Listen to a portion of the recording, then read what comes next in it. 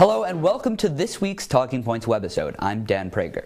The U.S. Border Patrol is stepping up their efforts to find and deport illegal immigrants. The New York Times has found checkpoints outside of Border Patrol authority where agents are conducting mass searches. Keep in mind this is perfectly legal due to an obscure federal law. However, it is testing the limits of what the Border Patrol can do in their widespread search for illegals. Here with more are Talking Points analysts Brandon Ross and Michael Furnari. Guys, thank you so much for being here. My pleasure. Thanks for having me. All right, so they're using this obscure law that I was talking about. It's called the 100-mile rule. Can you guys really quick just talk a little bit about what that is and how they're using it?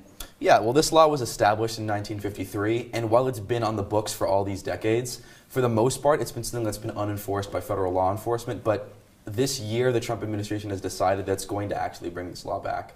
And now within 100 miles of any maritime or land border, and that includes Canada, not just the South, the Border Patrol has the authority not to pull anyone over or just like stop someone on the street, because that is a Fourth Amendment violation, that's discrimination. But they do have the authority to set up border checkpoints where they can just reasonably search through people's cars or luggage or their person without a warrant. Now, it is important to remember that within that 100-mile border all across the country, that's about 2/3 of the population in the United States. All right, so this is legal, but like you were saying, there are some instances where it could cause Fourth Amendment violations. There are a couple of questionable incidents. Can you guys talk a little bit about what those incidents are? There have been a couple recently. One includes a rancher in Texas. He says he found a surveillance camera planted by Border Patrol on his property without even being informed of it. Another one was a border stop in New Hampshire that arrested 18 people 90 miles away from the Canadian border.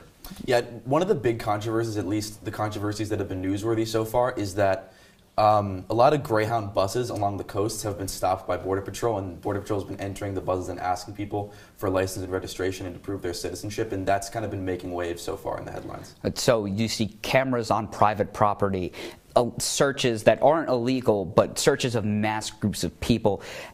Can we expect some legal challenges to this rule? Because it is pretty unpopular among Democrats, and it is somewhat tying into those Fourth Amendment rights there. Can we expect some challenges? We've already seen one start to get some legs running. The ACLU chapter in New Hampshire has already filed a lawsuit in regards to that incident where they arrested 18 people in that border checkpoint.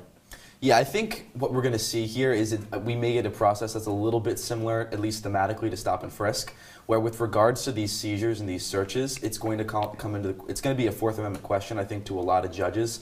And of course, that kind of proactive style of policing has proved to be pretty unpopular among a lot of people in this country. So we'll see where it goes, but I think that's definitely something to keep an eye on. Stop and frisk was declared unconstitutional. Now, one of the things that I'm thinking about right now is kind of the relationship between Border Patrol and ICE and those sanctuary cities. What is this expansion of the rights of the Border Patrol doing where now they're more part of sanctuary cities on the east and west coasts? Yeah, but, well, what this does is it at least expands the practical jurisdiction of the Border Patrol, and I think it's very likely that we'll see some conflicts with these sanctuary cities moving forward, as we've seen with ICE this week.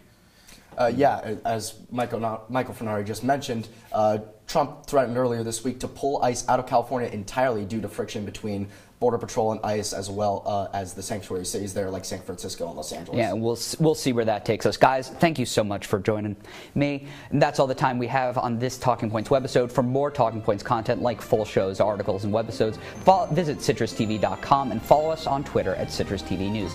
Be sure to tune in next Thursday for a brand new episode of Talking Points. For Brandon Ross, Michael Furnari, and myself, I'm Dan Prager. Have a great afternoon.